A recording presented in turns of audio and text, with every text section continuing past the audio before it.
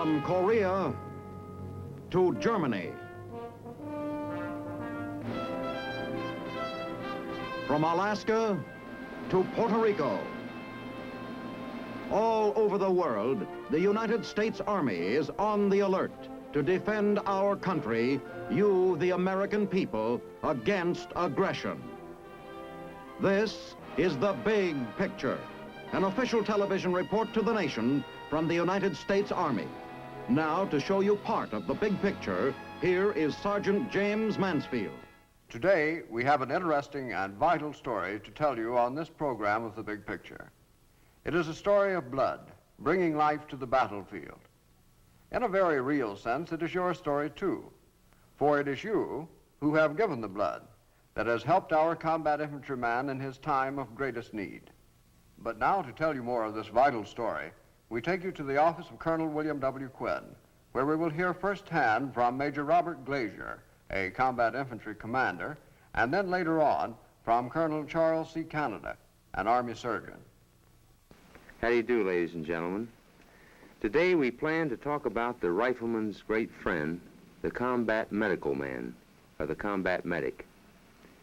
To discuss his part in this drama of fighting, we have Major Robert Glazier, a veteran of 8 campaigns in 2 wars, to give us his views on this person.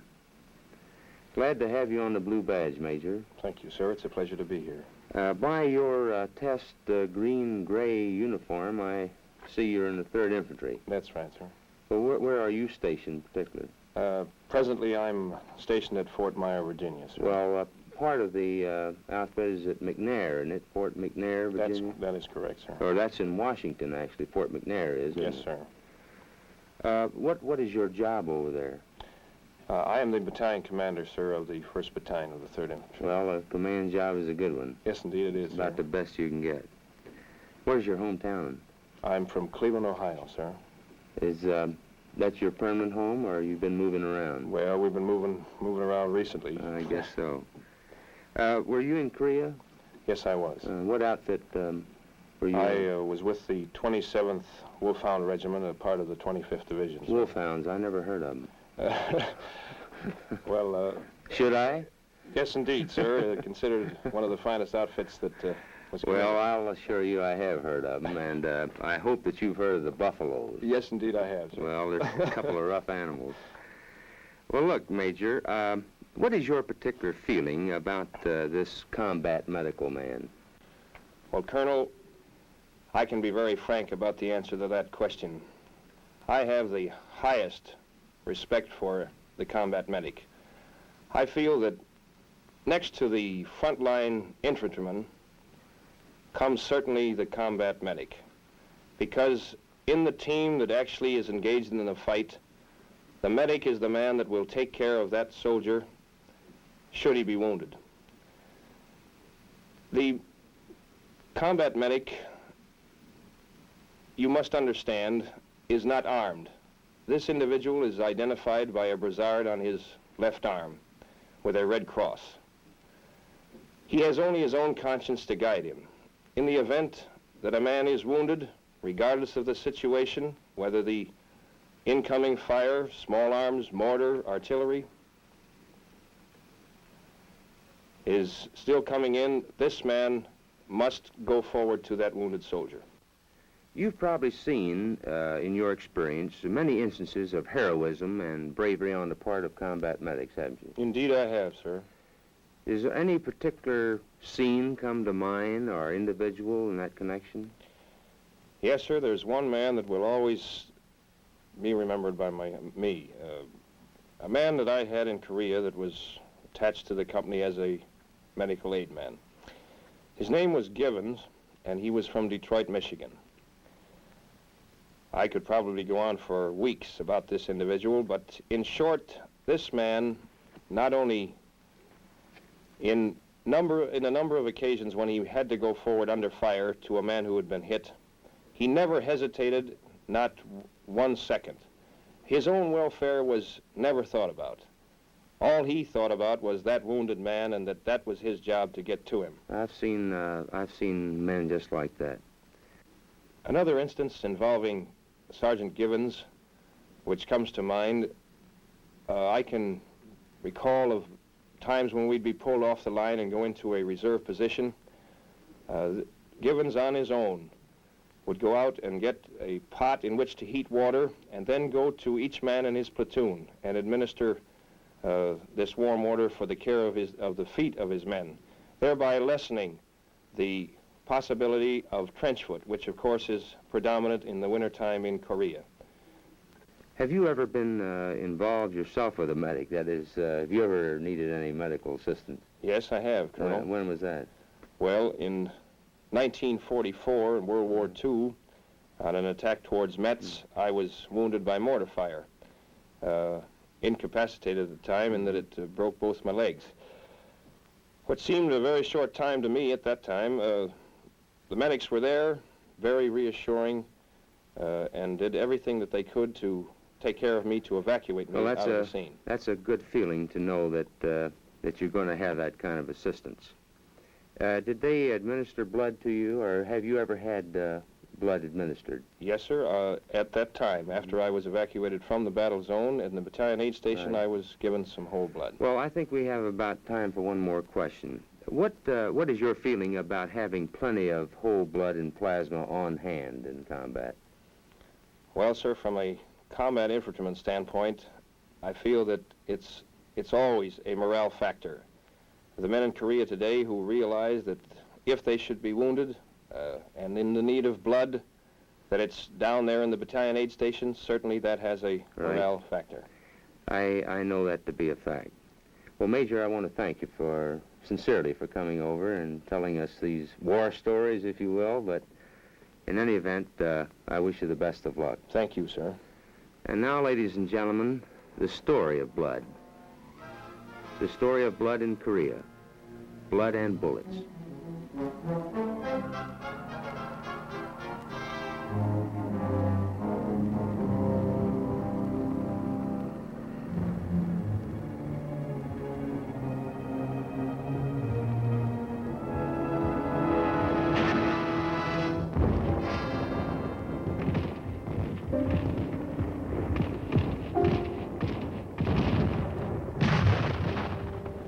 Every victory has its price, a price often paid in blood. This is the real thing, but there's a lot of hope for those fellows. Once those wounded men are brought to a forward surgical hospital where they can get treatment and blood, 97 out of every 100 of them are going to live. Yes, 97 out of every 100 wounded will live because of our use of the latest scientific developments and medical techniques. Those are the facts. 97 out of every 100 will live and be well again once human whole blood begins to flow back into their bodies. It doesn't matter what the weather conditions are. Men of the medical service always fight to live up to their motto: find them alive and keep them alive. And they don't let the terrain stop them. Those litter bearers and aid men know that if they get these serious cases back to the surgeon and whole blood in time, almost every man they bring in will pull through. They don't think about the difficult, they just do the impossible. Maybe somebody would say, you can't do it. You can't get a badly wounded man down that long, sheer drop of rock. Well, those litter bearers don't have time to listen. They're racing against time, so they just do it. Now you know why bringing in a casualty is a race against the clock. Every second is measured by the loss of another drop of precious blood. The medics know that they can help perform a miracle. Just get that wounded man, while he's still alive, into the hands of a surgeon to some place where he can get some blood, and the rest of it will take care of itself. They've got a manual that lists every known method of evacuating a casualty. But there isn't a day that goes by when one of them doesn't dream up something new. There are some that blood can't help, God rest their souls. But if there's any hope at all, once plasma starts flowing into the man, he knows he's got a good chance. To try to get the man back as quickly as possible, we use every means of transportation. We convert an observation plane into a flying ambulance, small size. Or once the man is fortified with plasma, to keep his strength up for a longer journey, he can be transported by jeep to a plane normally used to carry cargo. Ambulances are satisfactory if there are good roads.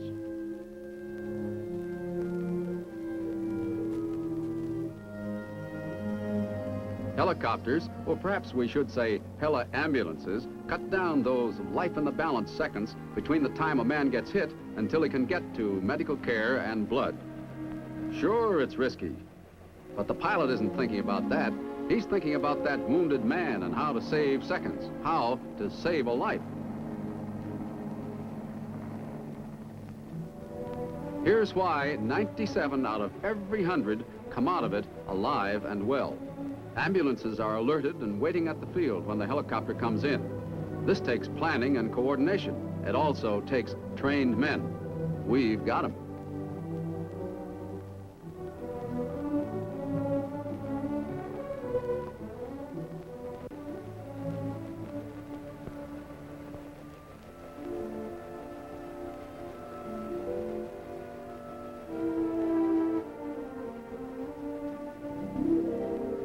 And there are always willing hands that gently carry the man to the ambulance.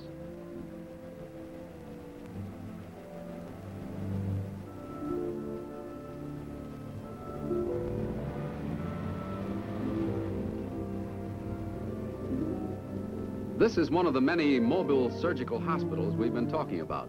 It's always on the move to where it's needed to bring its equipment and trained personnel as close as it can to the front.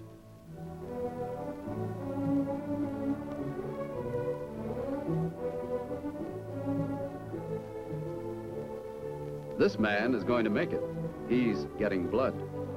No one minimizes the life-saving qualities of modern drugs like penicillin, nor do we forget the value of anesthesia and oxygen. And we're thankful for the steady hands of our surgeons. But modern drugs and skilled doctors can't do it all. They need the help of whole human blood, which flows from volunteers.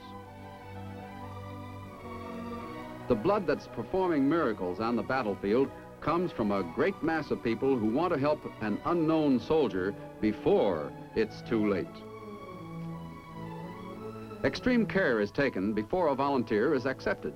No one is allowed to give blood who will be harmed by the loss. Despite every advance in research, only the human body can manufacture blood. This great secret of nature is not solved. We've found no substitute for human blood. Today, we are calling on every available person to donate blood.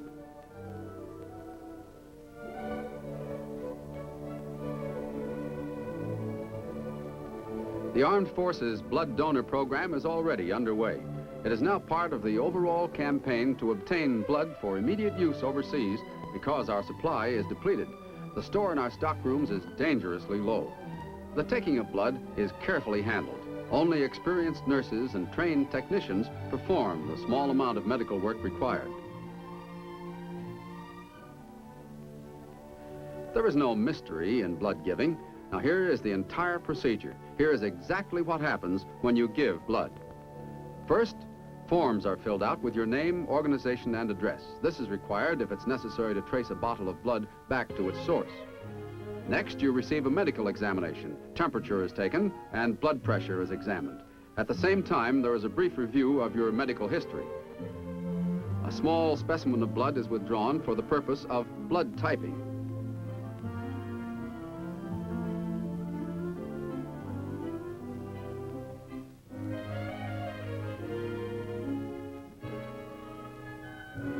After you pass the medical examination, and only then will you be allowed to donate blood. And the final step. Giving blood is brief, simple, and painless, and only takes a few minutes.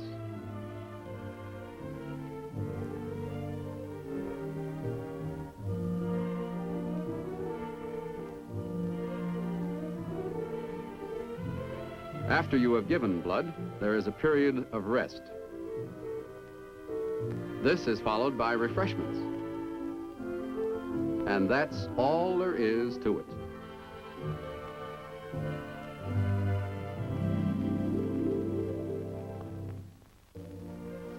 Once blood enters the bottle, it is never disturbed until it is used. A small amount of blood is placed in a tube for testing purposes. These test tubes allow the blood of each bottle to be thoroughly examined. Notice the even consistency of whole blood.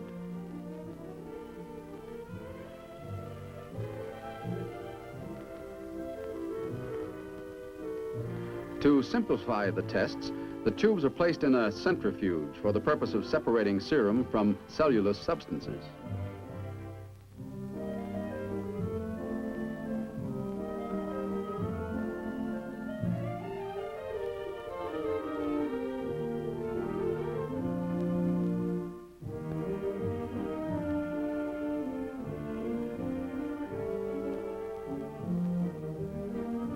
Here's the separation. The clear substance on top is the serum.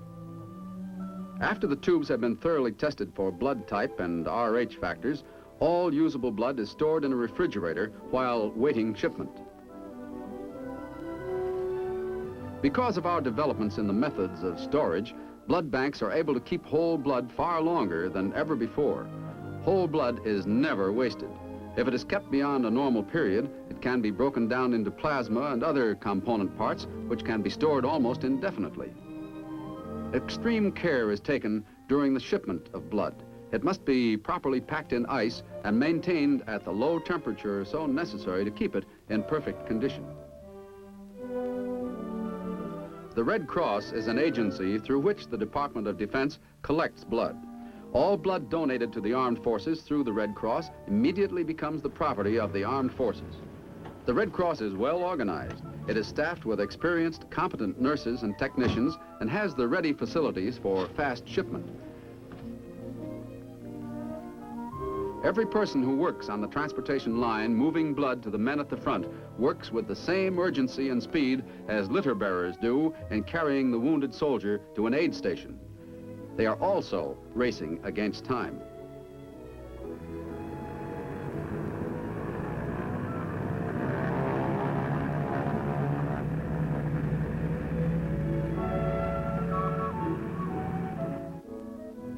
Because of our great need, all general hospitals within the armed forces are now preparing to receive blood contributions. You can go there or to civilian hospitals that are also joining the campaign. We need far more than the demands of one military operation. Blood banks must be full, ready for use whenever the call may come. Shaking prevents clotting. The colorless fluid maintains the blood for long periods of time. Whole blood is being shipped continuously throughout the world every day of the week. Transfusions were used in World War I, but at that time we didn't know as much as now about storing blood. Still, blood saved many lives. During World War II, we found a way to preserve whole blood for at least 21 days and to store plasma for years. Because of this development and filled blood banks, we saved better than 95% of our wounded. Today, we can do better than that if we have the blood. Whole blood must be shipped to wherever men fight, and the need for blood is not confined to any one branch of military service. Eager hands keep the blood moving toward its final destination.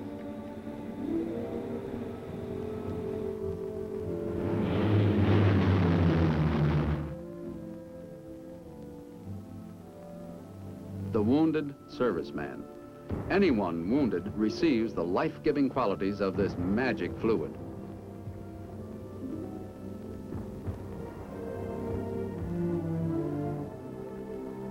Or the blood may be on its way to the wounded on a hospital ship at sea. Wherever there are casualties, there must be whole blood to pull them through. And the need for whole blood is continuous. Many extra pints are required during long periods of convalescence. At this very moment, whole blood is needed at the front. There is no ice now because the bottles will be empty in a few minutes. These bottles have to reach someone waiting at a small pinpoint on the map. Some unknown donor's blood taken from him thousands of miles away is now on its final flight to help bring a serviceman back.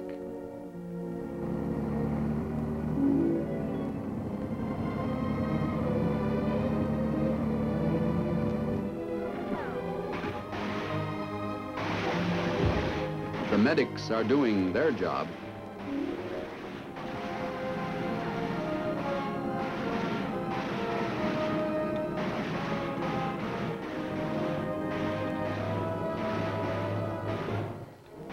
in a few seconds, the litter bearers will do their part. You must do yours. As previously announced, we have as guest today Colonel C.C. Canada, formerly the personal physician of General MacArthur in Japan. Colonel Canada, welcome to the Blue Badge. We're happy to have you with us. Thank you, Colonel Quinn. Very glad to be here. Incidentally, speaking of your job out there in Japan, how was the General's health?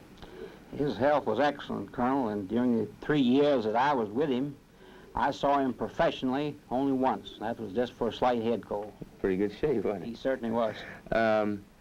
Where is your home? I'm from Virginia. What part? I come from a little place called Stanton down the Shenandoah Valley. Well, that's a beautiful country down there. I'm familiar with it. Where are you stationed now? At present, I'm the post surgeon at Fort Myer, Virginia. Well, Colonel, I realize that you had other jobs to do out there. What were in Japan? What other duties did you have besides being personal physician to the General? Well, I took care of members of his staff, of course, and also acted as a consultant on the children's service out at Tokyo Army Hospital. After the outbreak of the Korean conflict, we aided the neurosurgeons in the care of head wounds. Well, it's my understanding that the more serious cases from Korea came to the Tokyo General Hospital. Many of them did, yes, sir. It was declared a center for head wounds, chest wounds, and eye wounds. Of course, we got many other types of injury as well. Well, I assume that a great number of these patients that you got in there had blood transfusions before they got there. Many of them had, yes, sir, both in Korea, and many had received it on the way from Korea to Japan. Oh, I see. Well, I also assume that you put out plenty of blood at the hospital. We did indeed. I can remember one patient particularly who received 70 pints. 70? That's right. 70 pints? 70 pints.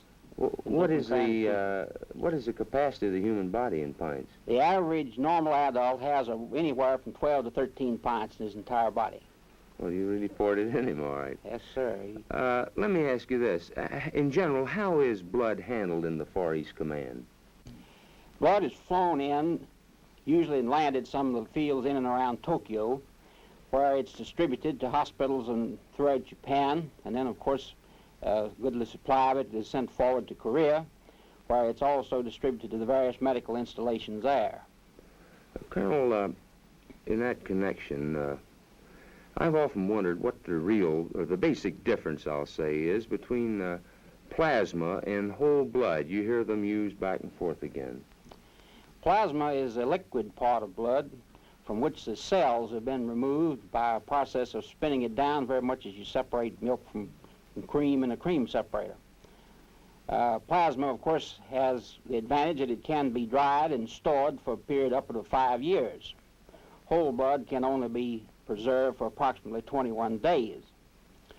But there is no substitute for whole blood. Plasma is largely a stopgap measure until a person can be gotten to a place that he can be given the whole blood. That replaces the red blood cells, which have been lost from bleeding, usually. Oh, I see. Well, that explains to me why there's such a great requirement for whole blood all the time. Incidentally, suppose someone out there gives blood. How long does it take to get the blood from that donor out to Korea? I have heard that blood has actually been drawn in this country and has been received over there in as little as 5 days. But I would say that if a person donates some blood here, that very probably that blood will be administered to a wounded person within a week. Well, that's excellent time. In that connection, I've seen an awful lot of it administered. But I've just occasionally wondered, does it require much technique or training in the administration of blood? No, sir, it does not. An average medical technician can be taught to do it very easily. Well, in the whole program of saving lives, Do you have any particular opinion as to the difference between World War II or World War I in Korea? One of the most remarkable things that has come out of this conflict in Korea medically is the fact that if a man is wounded, his chance of survival are almost twice as good as they were in World War II. Well, I can tell you this, Colonel, from my own personal experience, that there's a tremendous amount of morale involved in the unit where the knowledge is there that there is plasma, or whole blood. And when men know that in the case, or in the event that they get hit, that there's whole blood available, why, it makes all the difference in the world. Well, incidentally, I want to thank you for being with us. I'm sure that we've all benefited by your presence. Thanks for being with us. Thank you, Colonel Quinn. Right. Well, I don't think I have to say any more about today's subject. Next week, we plan to show you the 3rd, the 34th, and the 45th Divisions in their march from Naples to Cassino. You'll also see the destruction of the famed Abbey Casino. So until we meet again, this is Colonel Quinn speaking for the combat infantryman who ask you to look twice at the man who wears the blue badge. It's the mark of a man.